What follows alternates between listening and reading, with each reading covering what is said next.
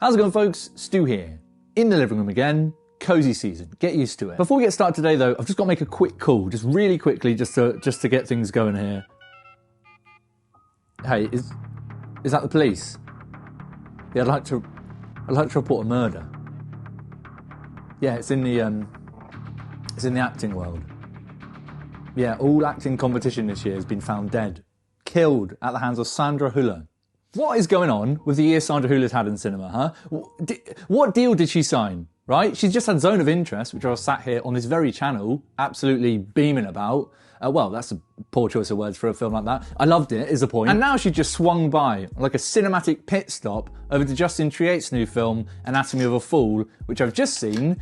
She's incredible in it. This film is just amazing. Oh, do the police usually call back? Is that a thing? Hello? Yeah, it was just for a bit at the beginning of the video, like a funny opening, 20. Oh, that's a crime.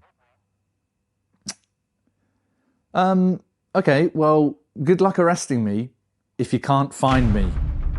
You've got my number. Yeah, of course you do. So, Anatomy of a Fool, as I just mentioned, it's a new one from director Justine Triet. I haven't seen any of her previous work before this, so this is a first-time watch for me in the Triet world. I believe she's done some great films before this. But this one piqued my interest a little earlier in the year because it went on to win the Palme d'Or at Cannes, which, as you may or may not know, is the top dog. It's the prize you want to be getting at the Cannes Film Festival. The prize that tells everyone else that your film is objectively better than theirs and they should all pack it in and go home. There is a slightly annoying thing, though, when it comes to the Palme d'Or winner and then, like, just general global cinematic releases, especially over here in the UK, and that is that every year the Palme d'Or is announced, everyone goes a bit nuts about this film, and then gradually we have about 6, 7, 8 months before that film gets released over here in the UK, which means that hype starts building, expectations start rising for the film, and I'd be lying if I said that by the time these films come around and I'm sat down to watch them, I'm not, like, a little part of me isn't expecting to be somewhat disappointed by it. I sort of brace for that a little bit. But, as I'm sure someone very smart has once said, the good ones don't disappoint. A genius phrase. I'm going to coin it myself if that hasn't already been said. And Anatomy of a Fool is one of those ones that just surpassed all the expectations I did already have for it. I absolutely loved this film.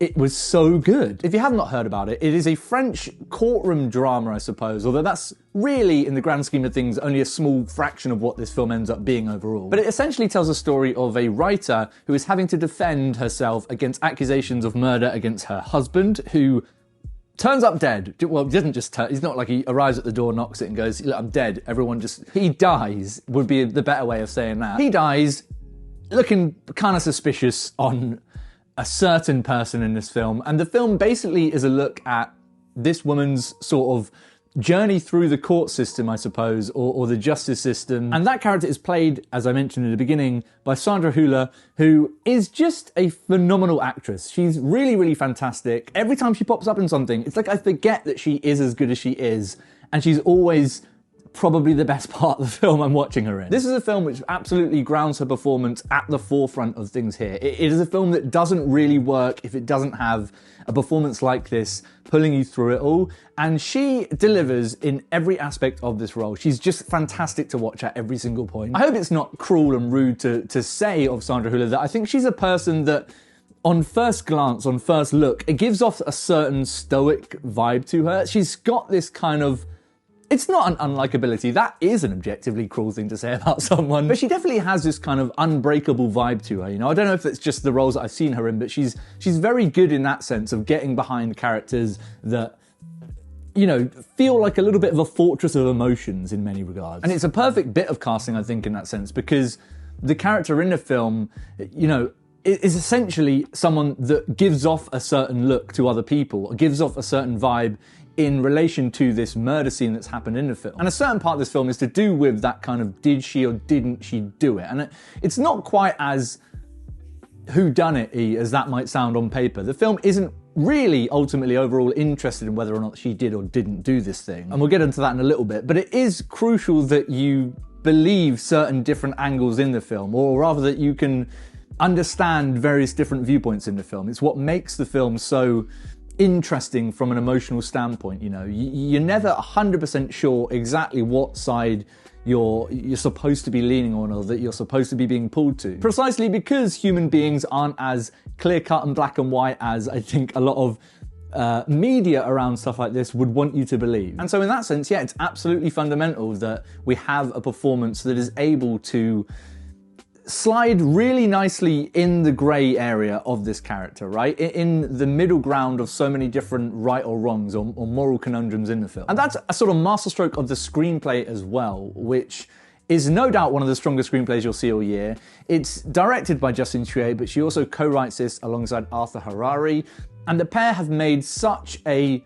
It's just a constantly juicy and engrossing screenplay. And not really in the way that the premise might suggest when you hear it, right? A courtroom drama about a woman that is at the center of this murder story. The film is about what happened in this situation, and the film is entirely about a justice system and people within that justice system trying to work out what happened in this situation. But the screenplay isn't really interested in that. It isn't really interested in the whodunit as much as you might expect. It really ends up becoming much more of a character study on this woman in the film. And I love the way that the screenplay sort of pulls in the different threads of this person's life, of this person's relationship and environment around her, through the usual kind of, I suppose, true crime whodunit courtroom stuff. It means that it's able to be a really effective and interesting piece of courtroom drama, and also act as this really quite moving and sad character study. I found myself really quite taken by the emotional beats of this film, particularly towards the end. Again,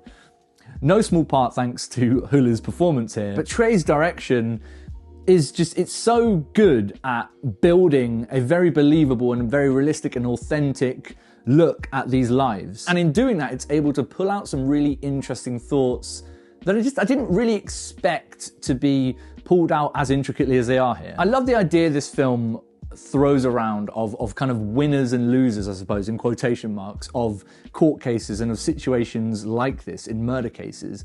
Because there's really not a winner here. Like, you go into court cases and you're defending or you're prosecuting, but regardless of the outcome, no one wins, right? The thing that happened, the terrible thing still happened, right? So the person that's defending themselves is not like they come out of this thing and are suddenly like happy, yay, we can just brush this all off. They have to then live with the consequences of this thing that's happened, and this thing that's been going on in the courtroom, you know, sort of snowballs all of the stress and pressures on them anyway. And I really loved that thread, and I think that ended up being a really powerful exploration in the film via the performance and via the character study at the heart of it. It's quite a long run time. I mean, it's clocking in at about 2 hours, 40 minutes. So near 3 hours on this thing.